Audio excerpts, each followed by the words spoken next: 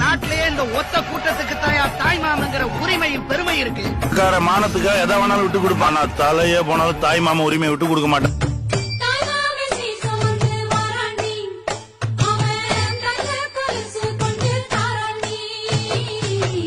இது சுமந்த சாதி சனவே ஆறு கடந்தா ஊருவ